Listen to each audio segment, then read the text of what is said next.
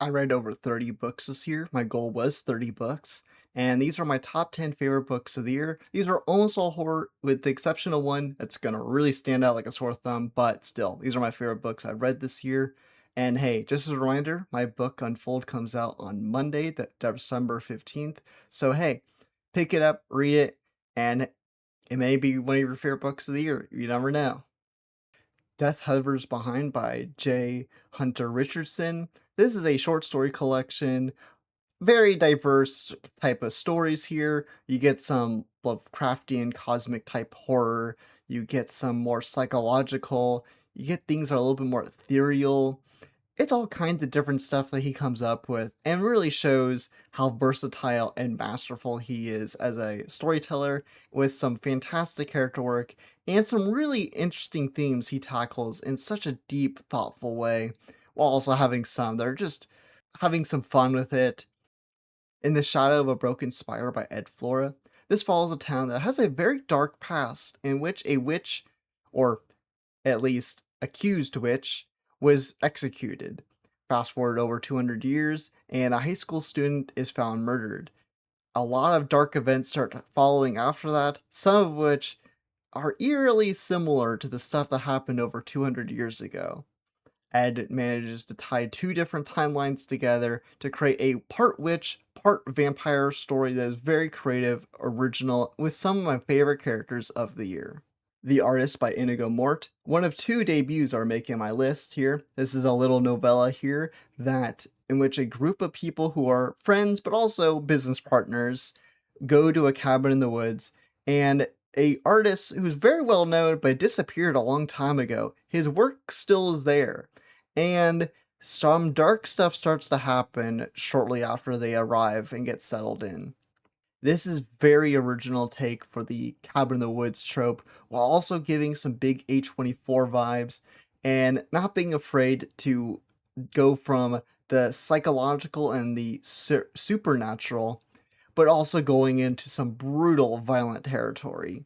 This is vicious with some great pacing to build everything up, some very thoughtful answers delivered when you have some really big questions to answer in just like 100 or so pages. This is an excellent debut, and I can't wait to see what he does next. Play Nice by Jason Schreier. This is the non horror book I mentioned. Jason Schreier is a very well known video game journalist, and this book covers the history of Blizzard Entertainment, the company behind games like Diablo, Warcraft, and Overwatch. This is a fascinating look at this company, their history, their ups and downs. They used to have a phenomenal reputation for much of their history, but in the last handful of years have really suffered due to some bad practices and some bad people who are working in the company, some of which were in very powerful positions. This was a fascinating, compelling read about business, the video game industry, and just about games in general. Mean Spirited by Nick Roberts. This is debatably the scariest book I read this year, if not one of. An English teacher's old student has died, and so he goes to her home to pay respects, in which he discovers her dog, who no longer has an owner. So he takes the dog in temporarily, he's going to bring it to his ex wife, who's a vet, and a lot of mysterious things start to happen, including some deaths across town. Everywhere this dog goes, someone seems to die.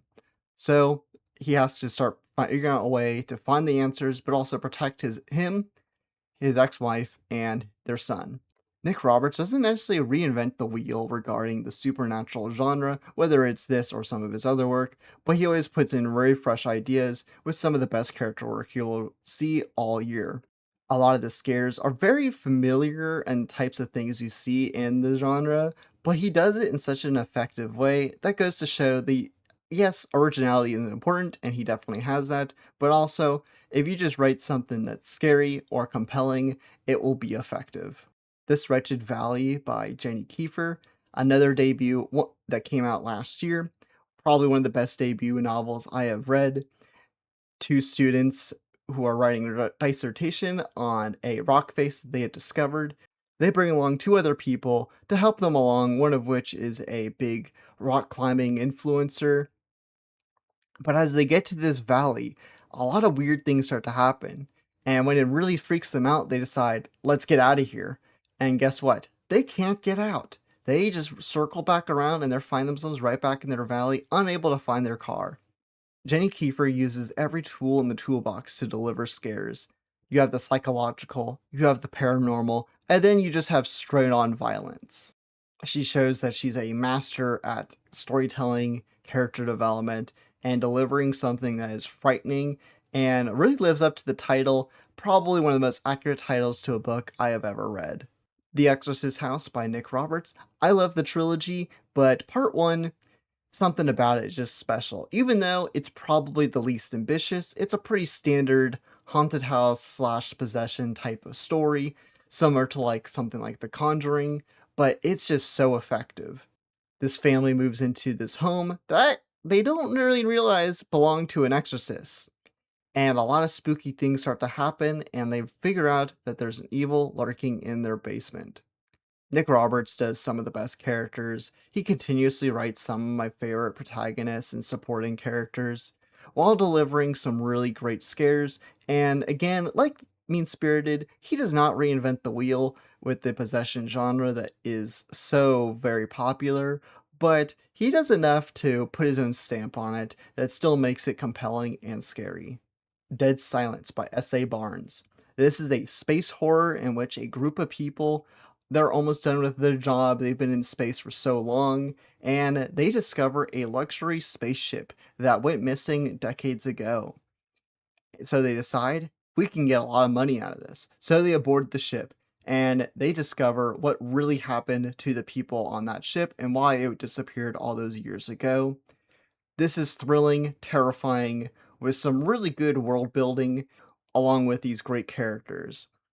Barnes does an excellent job of delivering a wide array of characters, some of which are unlikable, some of which are likable, and some are somewhere in between. They're very complicated, and I really loved my time with these characters, especially with this slow burn of knowing something terrible is going to happen, and when it does, man, it delivers. Brother by Anya Alborn. Alborn is one of the best horror writers working today, and Brother is probably her most popular book, and for good reason. A family who are serial killer cannibals have a son named Michael who isn't like them. He still has his humanity and his empathy, and he decides that he wants a normal life. And when he meets a girl, he really sees that he can maybe get out. But does he? Well, there's a lot of work to go into if he wants to achieve that. Yes, this is disturbing and it can get pretty violent at times, but it's mostly very depressing. And that's why I really liked it. It was not quite what I was expecting because a lot of people talk about how scary and disturbing it is. And while it is, it wasn't as effective in that area for me. But I think that the family drama aspect of it and what Michael was going through was so compelling. It really got me through, and I really ended up loving this book. It is one of the most devastating books I have ever read, and I'm still recovering from it. The Troop by Nick Cutter, another book that is very popular and for good reason. Nick Cutter is known for his grotesque body horror, and man, this dude delivers. A Boy Scout troop, they go to an island just a couple miles off the coast of their little town with their scoutmaster, and shortly after, a man stumbles onto their camp with a strange, mysterious illness, and things go horrifically wrong extremely fast. This book does not let up at all. It is disgusting, it is brutal, it is devastating. These characters are fantastic. I think it's even more horrifying that it's happening to children, and some of these kids are not okay. You know, as the saying goes, when people say the kids are all right, some of these kids are all right. Some of these kids are not all right.